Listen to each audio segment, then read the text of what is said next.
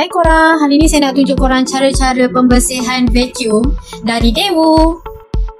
Mula-mula kita cabut benda tu satu per satu. Ni ada 3 ya korang. Kemudian pusing ke kanan, lalu tarik.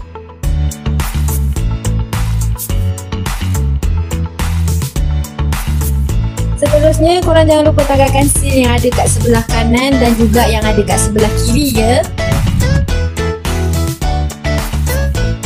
Sekarang kita nak tagakkan bateri dia pula. Kita tekan butang oren tu, sambil tarik tu kita goyang-goyangkan dia.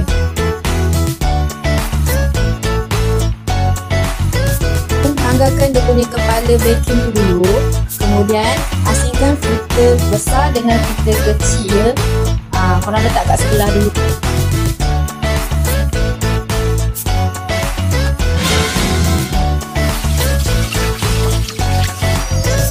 Kan bersih. Okey korang, itulah dia cara nak tanggalkan dan bersihkan vacuum dari Dewo. Senang kan korang? Jomlah beli.